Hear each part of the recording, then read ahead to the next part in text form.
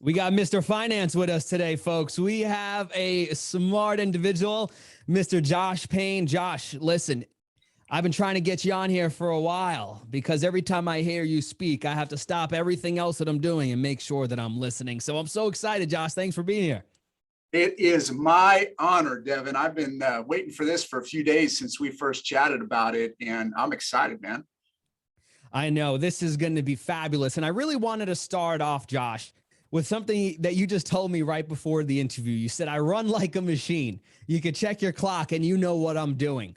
What exactly do you mean by that? I run like a machine, because that could be taken in so many different contexts. But to Josh Payne, what does that mean? It dates back to my time as an athlete. And as an athlete, coming up and performing at each level, as an athlete, eventually you reach a level where everybody has the same amount of talent. As a matter of fact, there may be a few superstars that are better than everybody else, but the talent you use to get to that point in time, everybody has the talent. So what's going to be the separator? For me, it was the way that I operated on a daily basis. I was actually probably 70% of the talent of some of the guys that I competed against, but I had 300% of the work ethic and the habits. And I'm careful not to say discipline, because I believe discipline you only need long enough to build world-class habits. And I established habits, and my habits were, I operated based on the principles I set forth for myself on a daily basis as far as what it was going to take to get the end result I was looking for. You do that long enough, right? I did that for 20 plus years and competed at a very high level and was very successful. It just becomes part of your life. So whether it was athletics or it was in business, I just transitioned the same habits that I created as an athlete to operate my life as a professional. And so from when I wake up to when I train every day to when I go to bed and what I do in between, right? And that is the way that I run my life, because I know how to be most efficient that way with results and accomplishing the goals that I've set forth for myself. So when I say I operate like a machine, that's what I mean. You could literally come to my house probably at 6:12 and know I could tell you every day at 6:12 where I'm at, what I'm doing, etc., because I've got it down to a minute. Now, Josh, some people might say that sounds a little restrictive, like you're holding yourself back from doing it. It's not free. I just want to be free, Josh. So how do you respond to that? That it seems like it's so stringent that there is no flexibility within there to do what pops up, or something maybe you want to spend some time with a family member. How do you respond to that? You want to be free. I want to smash goals, right? So choose your desires.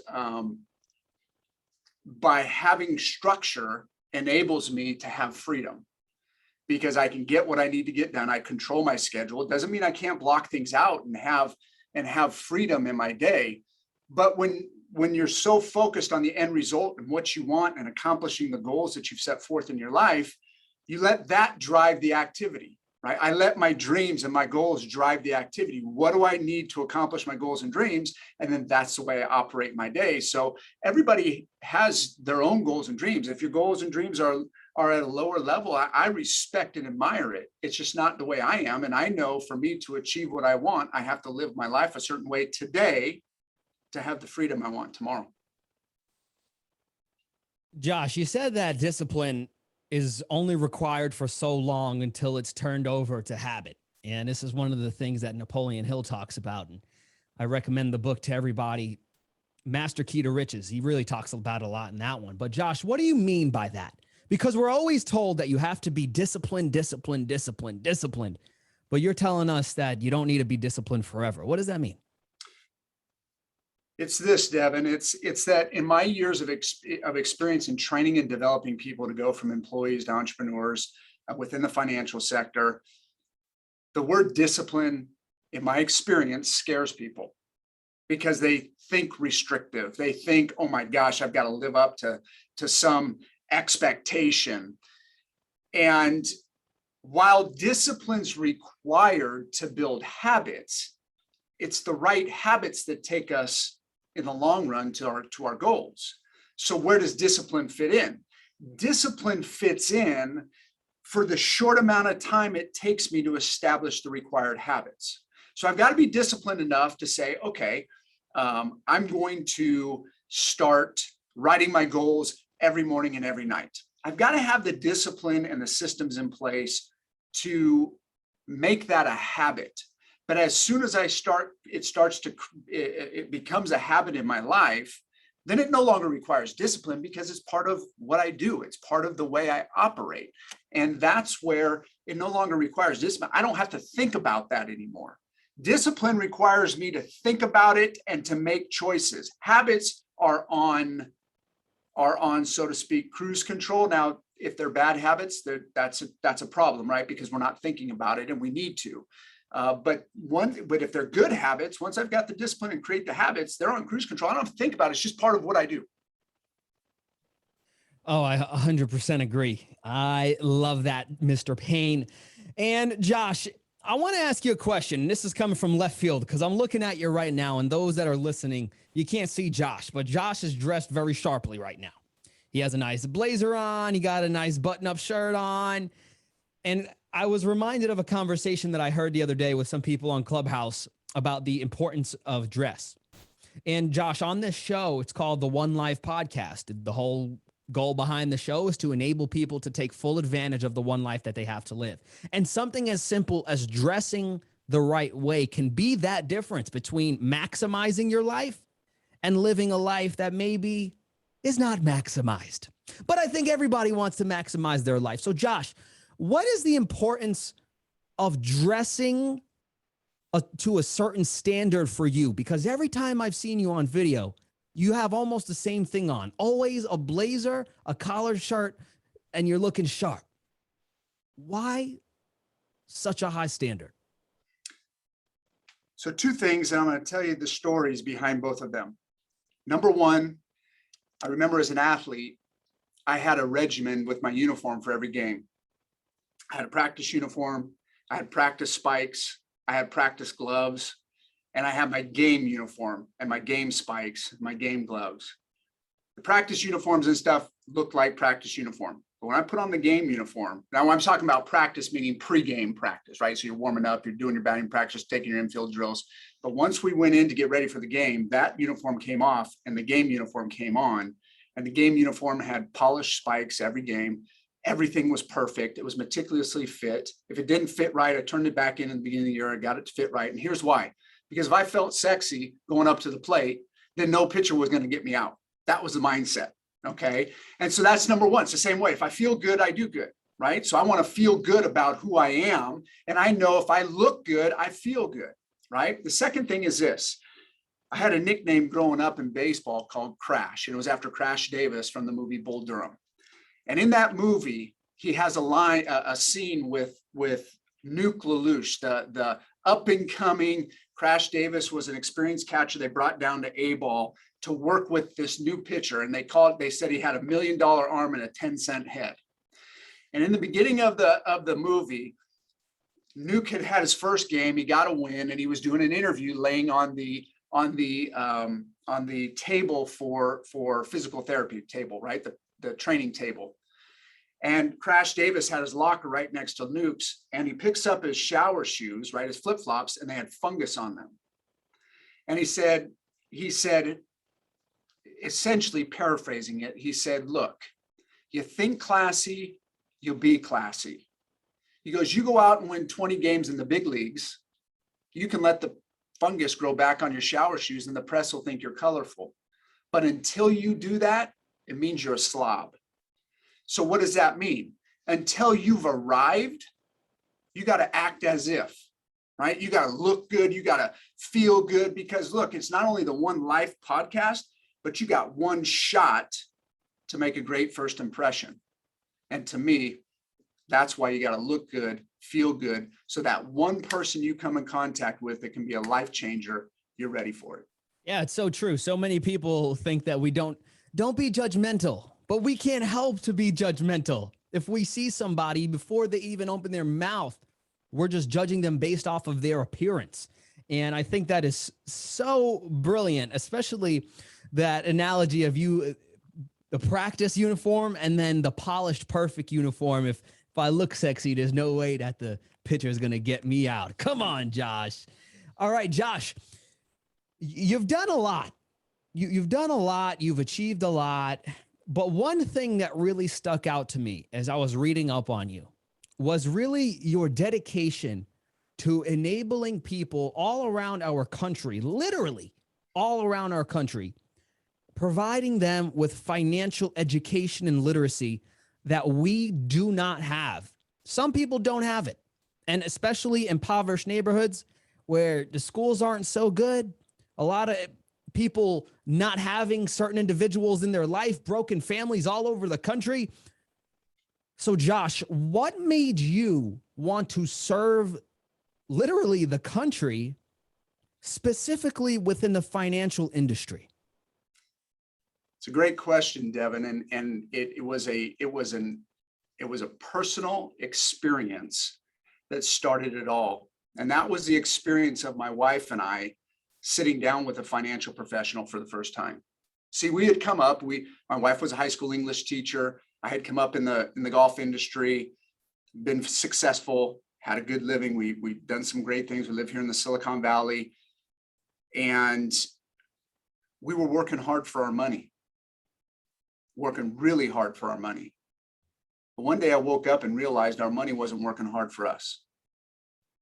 And so we started thinking about it. Well, the day we sat down with our financial professional the first time, I was blown away. I could not believe that in my lifetime, at that point in time, I was in my early 30s, that we hadn't been taught about financial literacy. And I looked at my wife when our appointment was over and we had our investments in place and we had our whole plan in place at that point in time. And I said to her, Tracy, how are we going to make sure that our friends and family receive this information that we just got? Because we knew if we didn't know it, they probably didn't know it. And I said, I'll tell you how we're going to do that. I'm going to get my license and I'm going to make sure that I sit down with each and every one of them. And that's how I got started. And then as I progressed in my career over the last 13 years, I just realized the lack of equal access to this information is so big, right? Unless you're born into the top 1%, maybe 2%, we don't receive this information. And so we just decided we were going to go on a mission to ensure and to break down that systemic problem, Devin, in our country of lack of equal access to the financial education and resources across all economic borders. And that we wouldn't stop until every family in our country had a fundamental plan and a clear direction to a successful financial future. And I believe you got to have a big vision, right? And that's our big vision, is that we're not going to stop until that happens. And we want to leave a mark, man. We want to leave a mark. We want to change the world with when we live in. We got one shot at this thing called life, and we would just want to make a big impact in the time we have here. Josh, in your work, what are some of the most misunderstood or misconstrued things, especially around finances and money? That if you don't have a plan in place, that you're eventually going to get to where you want to go. Right? The great Yogi Berra says, if you don't know where you're going, you're going to end up somewhere else. And so number one is that we think that magically we're going to be able to retire someday, or that retirement is an age. Retirement's not an age, Devin. It's an amount of money, right? And we've got to, it takes time for the average family to accumulate what's needed. So they got to have a plan. The second thing is the misunderstanding that you've got to make a lot of money to put money away, to have a plan. And this is what I teach people all the time. If we don't put money away when we have little amounts of money, we won't put money away when we're making large amounts of money, because it comes back to what? It comes back to the habits. So people save money, invest money, and so forth. What is your take if somebody comes into a lot of money and they want to enjoy some of this money. So my question for you specifically, Josh, is what is the balance between saving, investing, and then having money to enjoy and do the things that you want? Sure. It's all about priorities. What are your priorities and what are your goals? Based on the end result that what we want, we can show you what you have to do to get there. And then it's a matter of what trade-offs do you want to give? Do you want to work a little bit longer? Do you want to live on a little bit less quality of life at retirement? If we want to do a little bit more today, it's up to the family. But knowing what it takes to accomplish the goals that they have set forth for themselves dictates from there what they need to do from a planning standpoint. And so if you tell me you want this is what you got to do, but you want to do this right now, no problem. It's just that we may have to adjust the end goal a little bit. Might have to work a little bit longer, might have to live on a little bit less if we want to trade off and have more today or versus later on, right? So it's just a matter of figuring that out and giving a realistic look, and then helping the family move and progress forward based on what it is that they want. It's not about me, it's just about what you want. Right. And as we look at the landscape of the country that we live in today and just everything that's going on around us, every day we're progressing towards something new. Life is continuing, one life to live. We could talk all about money, but unless we have a good and a productive, that's probably the word I'm looking for, a productive mindset around money, well, we can get all the planning and talk to that we want about it. But I feel if we really want to become independent with our money and become money and time free, that's my goal. I want to be money and time free. There's a certain mindset that goes into it.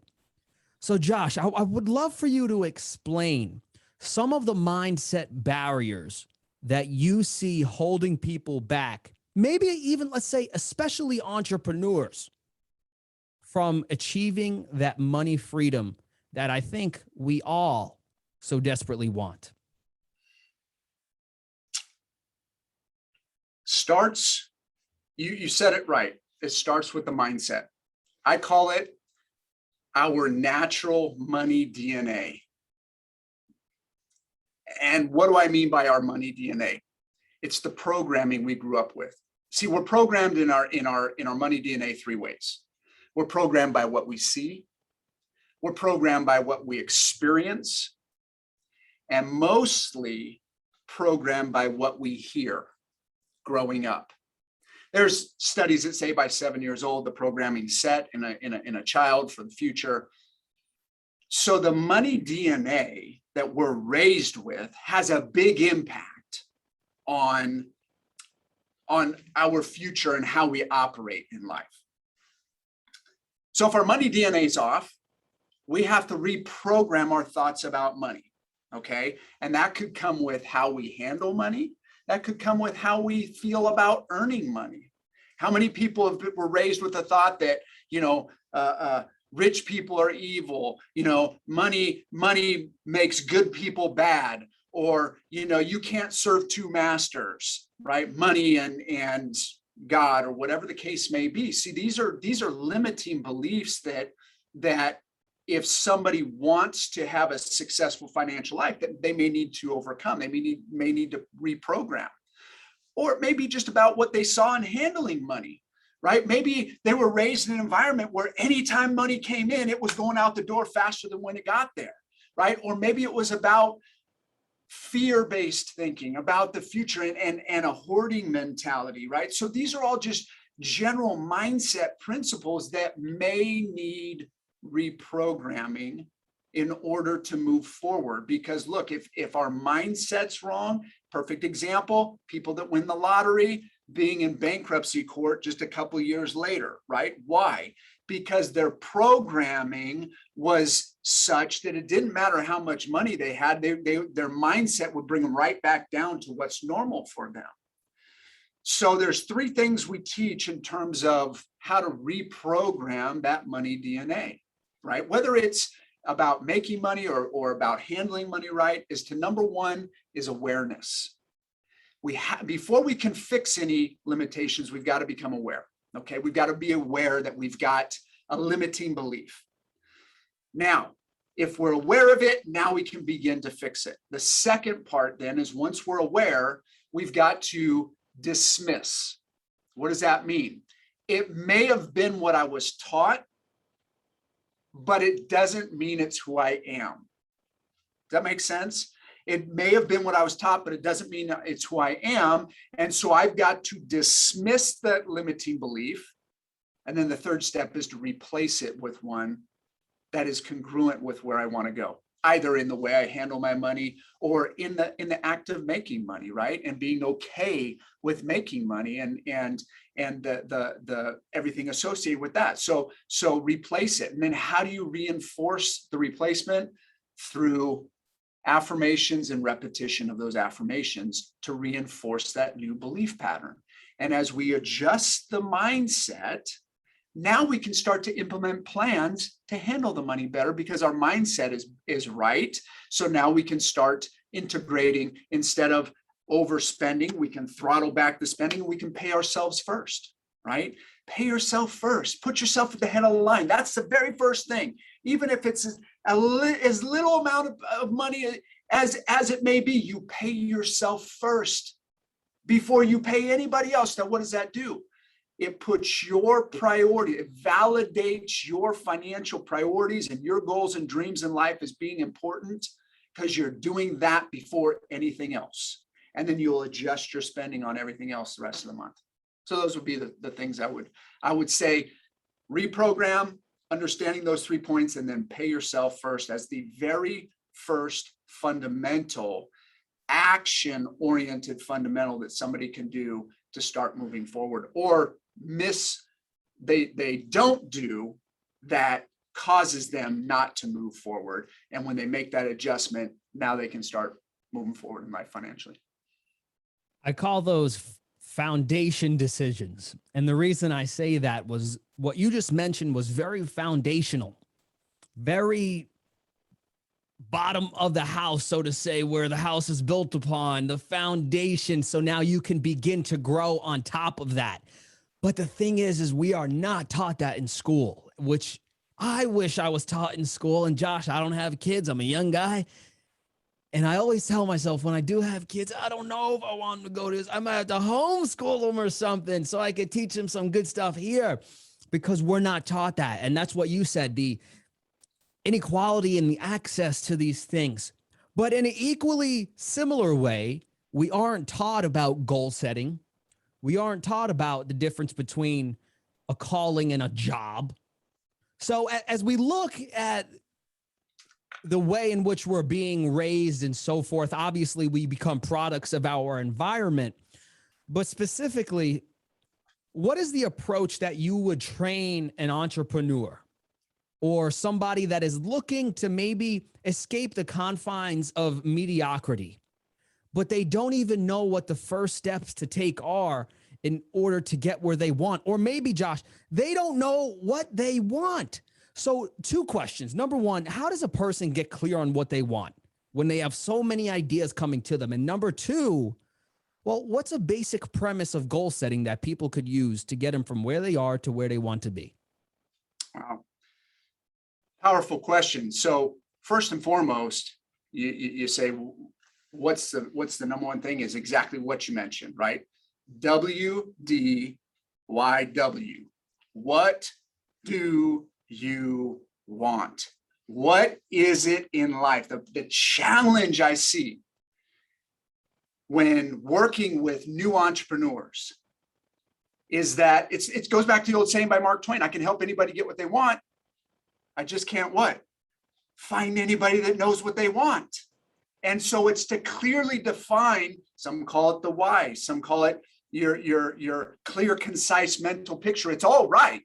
It is, what is it that's going to bring you to your knees that you're willing to fight for? What is it? And it's not the superficial things like, oh, I want to take care of my parents, I want to take care of the family. Everybody says that. What is it about that? What is it? And when we can drill down and drill down and drill down and find out that why. So really, couple of things I have people do in the beginning is write out your top 100 dreams in life. 100? Would you imagine how difficult? It's still difficult for me. And I've been practicing a goal manifestation process diligently for 13 years.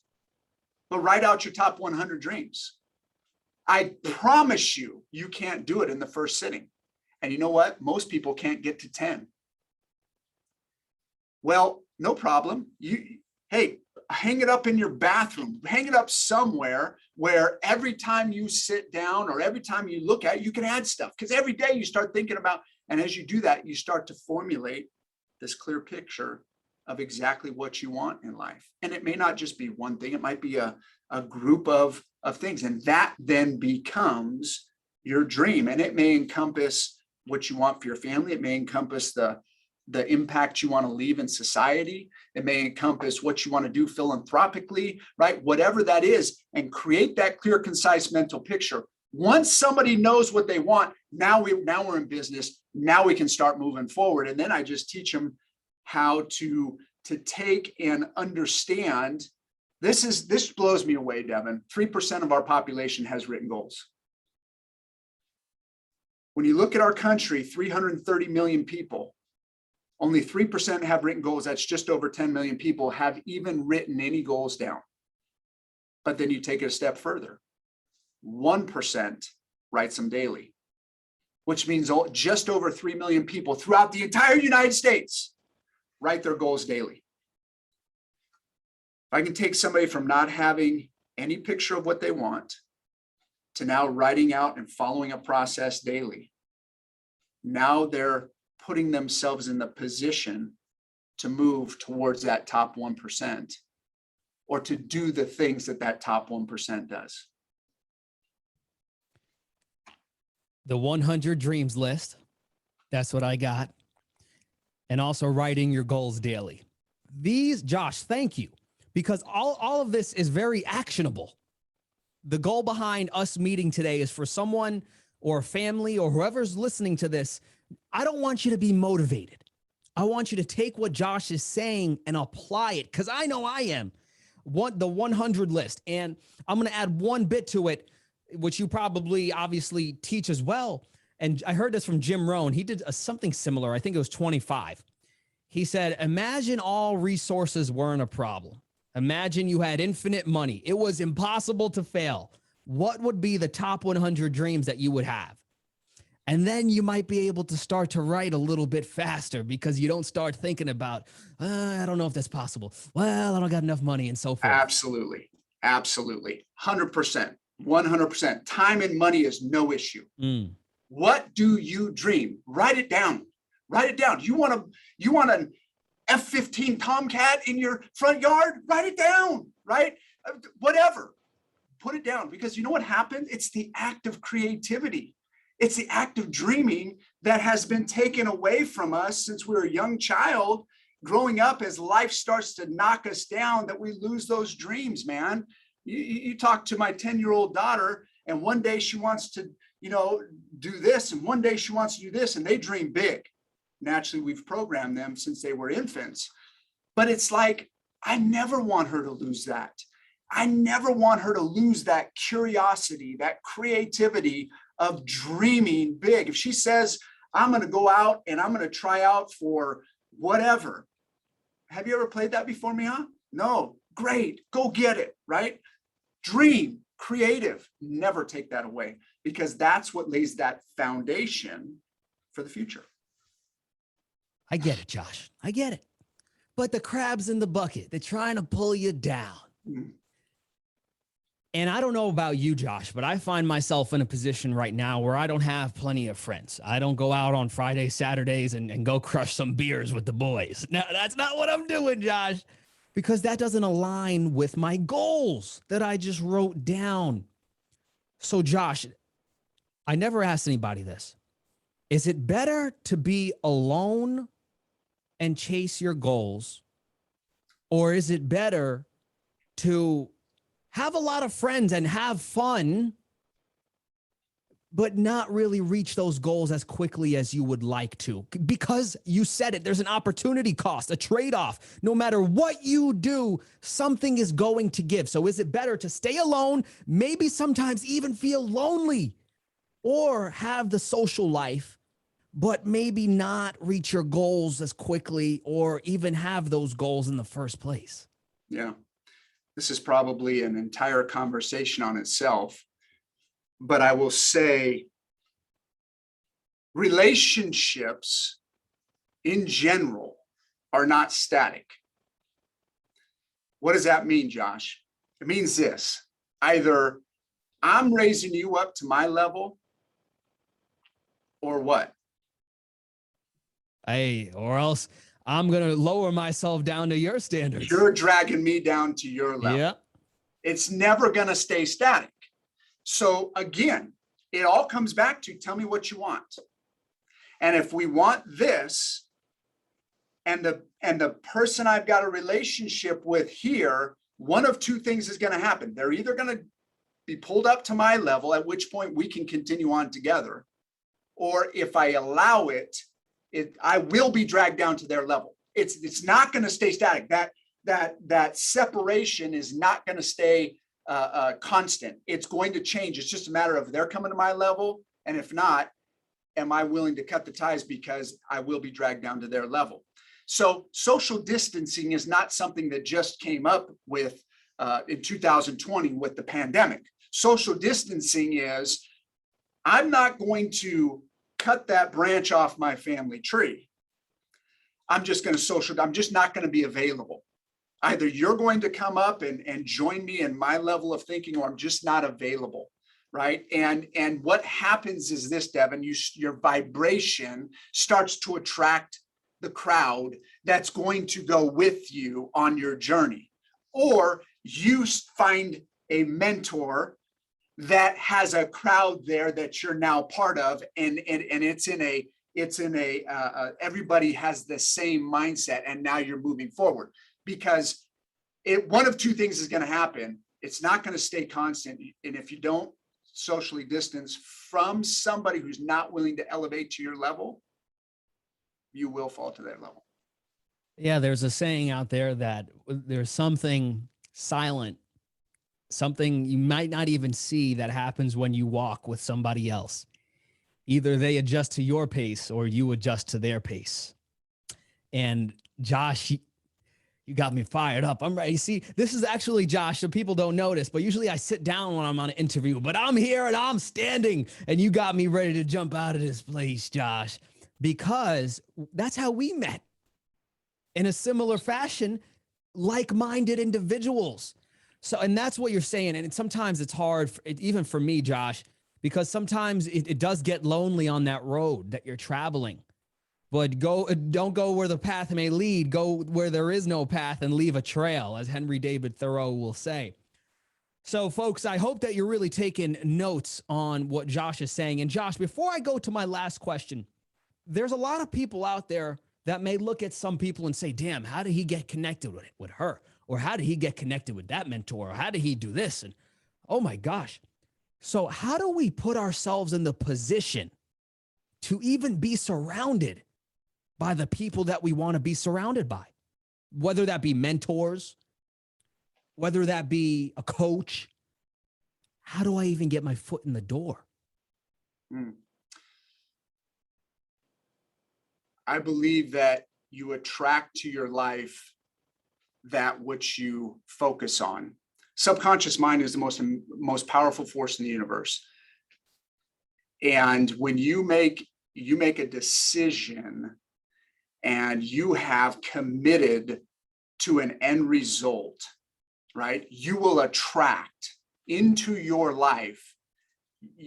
Once we make a decision, I commit it to paper.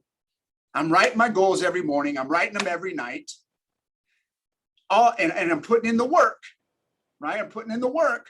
Now all I have to do is operate each day with total expectancy that everything I want is already on its way. Why? I'm doing it right. I'm thinking right. I'm writing it down. I'm putting in the work.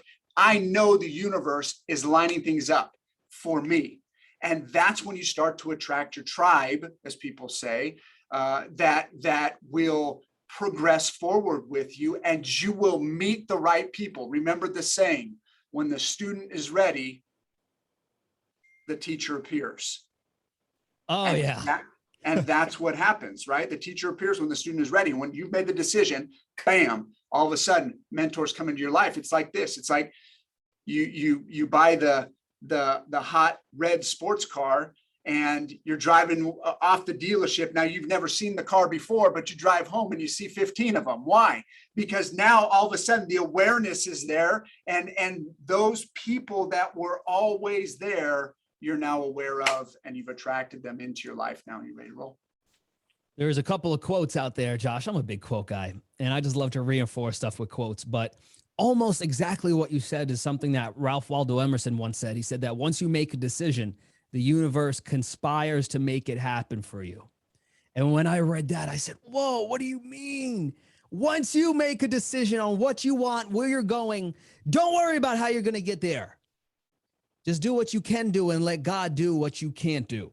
And the second one is by Jim Rohn. It's probably a little bit more popular than their Emerson one, and that is that success is not to be pursued. It is to be attracted by the person that you become. And Josh, it's so hard growing up like I did in just a regular middle-class family where you're not taught about all of this stuff. You're taught, go to school, get your education, get a job, and then you'll be happy. And hopefully you move up the ladder and you get the nice pension, you retire, and then you'll have the life. Then you could live when you're 65 finally. But it doesn't have to be that way. It doesn't have to be that way. And that's what I love about what the work that you do in specific with entrepreneurs is it doesn't have to be that way. You don't have to wait to start to live when you're 65. As Benjamin Franklin, most people die when they're 25, but aren't buried until they're 75. Mm-hmm. I mean, come on. So Josh, I want to leave with this question, man, because you have given us such tangible, tactical things today. And even speaking to you, if you couldn't tell people that are listening, I'm getting a little excited because Josh Payne, man, I'm so glad we're connected, Josh. I just want to say that. I really, really am. And as you look at your life and what you've been building for not only 13 years in the financial industry, but really been doing for years upon years upon years, even as a athlete and so forth. And I love what you got right behind you, leaders and being the leader of teams and all across the country and so forth. All the work that you're doing. When you're there one day talking to your daughter and you're an old, hopefully not grumpy man, and she says, Daddy, how have you lived? What have you done for this world? What will you say to your daughter that day, Josh? I will have said, it will have been evident by the number of families that we touch and helping them accomplish their goals and dreams. So every success needs a successor, right? And so for me, my success will only be measured by the number of families that have reached or are on track to accomplish their goals and dreams. I believe I was put on this earth to serve our brothers and sisters. And I believe that that is the mission that we have in this industry. And my success will be measured by the number of families that achieve financial independence for themselves and their family. And that will be our legacy. And that legacy will have the ability to continue on for generations. See, when you're talking about money and generational wealth, if we can help families build wealth at one level and that's passed down for generations, there will be we will have had some form of responsibility for that wealth being built for generations, for families to transform their thinking and be able to, live the quality of life they've wanted for not only their level, but for their kids and their grandkids in generations to come. As they say, Josh, success without successors is the ultimate failure. Oof. Josh, if I'm a listener, I'm thinking I want to get in touch with Josh Payne. Josh, where can someone work with you, learn about your services, and just chat with you via social media and so forth? Absolutely. Best way. We've got a rebranding going on, and it's literally a matter of days away. So I'll just tell you, so that way you don't go to my website and it's not available. Just find me on Instagram at Josh B as in boy Payne, and you'll be able to find me there. Hit me in the DMs, and pretty soon you'll see the new branding and website up, and link will be in my bio there. But at Josh B Payne on Instagram is the best way for sure. Also, if you're on Clubhouse, folks, make sure you hit up Josh on Clubhouse as well. He's pretty active on there. I think he almost got about 10,000 followers. I keep tabs on you, Josh, because you're one of the ones I care about, my brother. Okay, well, Josh, I want to say thank you because, man, I wrote down a lot of stuff, and I'm excited to go ahead and implement this. So, Josh, thank you for leaving us with tangible, tactical things that we can use to move our lives in the right direction. It's been a fun time, my man, and I can't wait to have you back on. I can't wait. I look up to you and what you're doing and serving this world.